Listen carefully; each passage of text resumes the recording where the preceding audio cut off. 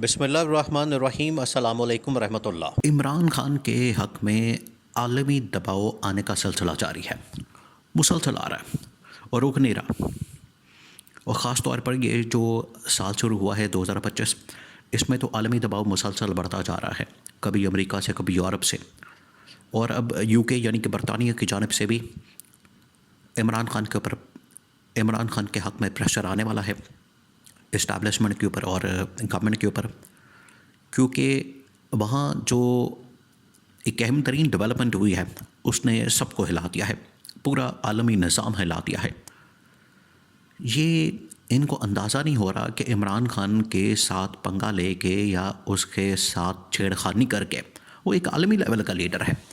इनको अब समझ आना चाहिए, जो यहाँ पर मैसेज देते हैं, पैगाम देते हैं कि 2027 तक आप कुछ नहीं कर सकते, आपको इस्टेब्लिशमेंट को मनाना पड़ेगा, इस्टेब्लिशमेंट के सामने झुकना पड़ेगा, सरेंडर करना पड़ेगा, या इस्टेब्लिशमेंट के सामने घुटने टेकने पड़ेंगे।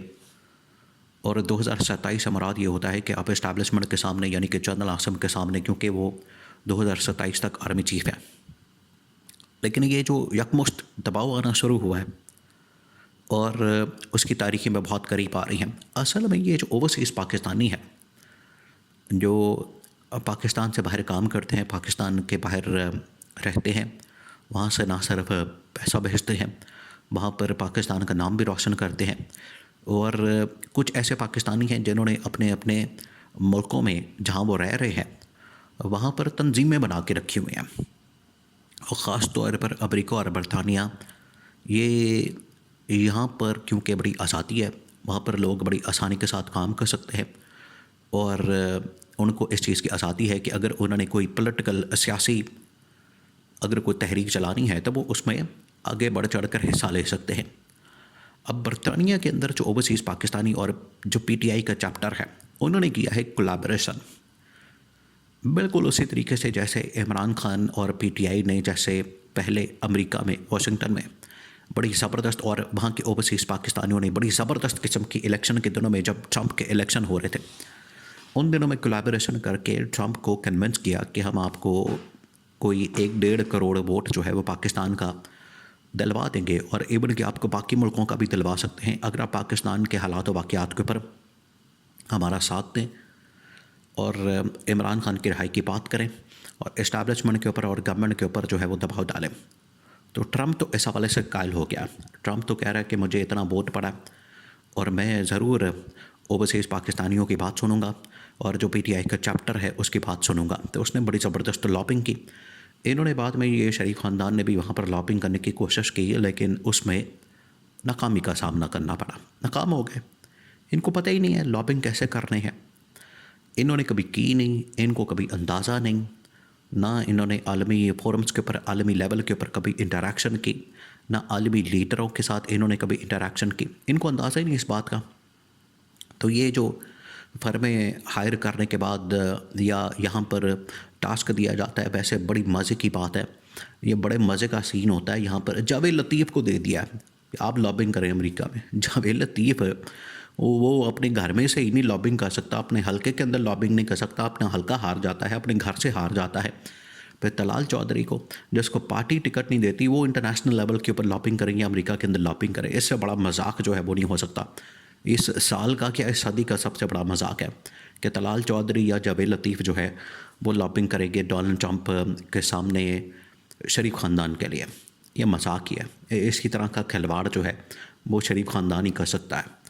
अब यूके के अंदर, बरतानिया के अंदर, वहाँ के जो ओवरसीज़ पाकिस्तानी हैं और वहाँ का जो पीटीआई का चैप्टर है, उन्होंने वहाँ एक पाकिस्तानियों के मतलब तंजीम काम करती है उनके साथ मिलकर। तो यूके की पार्लियामेंट के अंदर, उसकी पार्लियामेंट के अंदर, जैसे यहाँ पर पार्लियामेंट है पाकिस्तान के अंदर, और पार्लियामेंट के अंदर आवाज़ जब आप उठाते हैं तो उसका बड़ा वज़न होता है।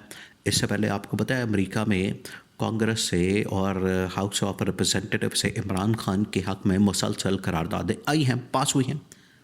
इनको यहाँ पर ये शहबाज शरीफ को, शरीफ ख़ानदान को, जरदारी ख़ानदान को बड़ी तकलीफ़ होती है, क्योंकि ये वहाँ पर इनके हक़ में करारदाद आना या बात करना तो दूर की बात है, ये तो वहाँ पर दाखिल भी नहीं हो सकते, एंटर भी नहीं हो सकते, वहाँ तो उनका नाम व निशान नहीं है।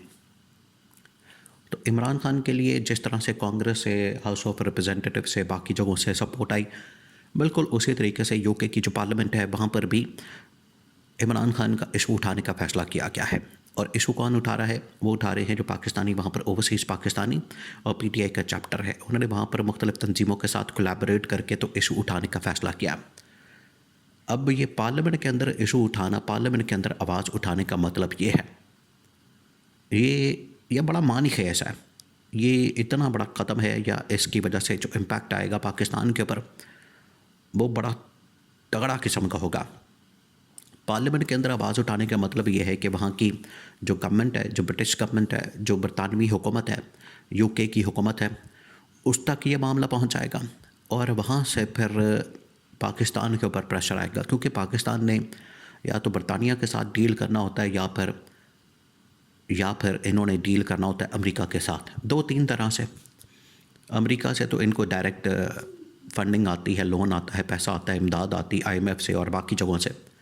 यूके के अंदर तो, बरतानिया के अंदर तो इनकी अपनी जायदादें पड़ी हुई हैं, शरीफ ख़ानदान की, जरदारी ख़ानदान की और बहुत सारे लोगों की, पनामा लीक्स और इस तरह की बहुत सारी लीक्स, जो दुबई लीक्स वगैरह आती रहती है, तो बाहर इनकी जायदादें वगैरह पड़ी हुई हैं, ऑफशोर कंपनियां, जायदादें, सब कुछ पड़ा हुआ है।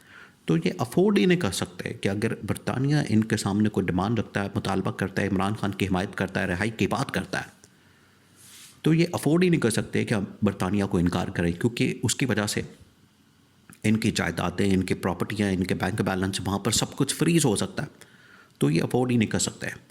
तो बरतानिया के अंदर अव्वल ये कि वहाँ पर आवाज़ उठाने का फ़ैसला किया गया, और दूसरा ये कि उस आवाज़ को जिस तरीके से पाकिस्तान के अंदर एक इम्पैक्ट के तौर पर क्रिएट किया जाएगा और पूरा कोलैबोरेट करके वहाँ की जो पार्लियामेंट है वो फिर पाकिस्तान की पार्लियामेंट के साथ इंटरेक्शन करेगी, गवर्नमेंट के साथ, इस्टेब्लिशमेंट के साथ।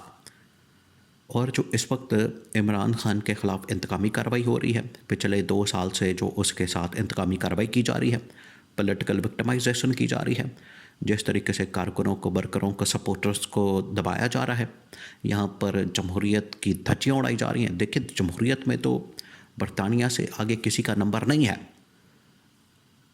तो जमहूरियत के हवाले से जो वो बात करेंगे, जिस तरीके से वो अलमबरदार है, वो जो बात करेंगे उसके अंदर बड़ा वज़न होता है। फिर दूसरा ये कि जो फाइनेंशियल सारे मामलात हैं वो जिस तरीके से बरतानिया के साथ चलते हैं, तो पाकिस्तान कभी भी इनकार कर ही नहीं सकता, अफोर्ड ही नहीं कर सकता। तो इनको ये मानना पड़ेगा। अब ये जो एकदम से प्रेशर आना शुरू हुआ है, पहले अमेरिका के अंदर कांग्रेस वगैरह से करारदादें, फिर ट्रंप की इलेक्शन और अब बरतानिया से, ये इमरान खान की रिहाई का सबब बनेगा।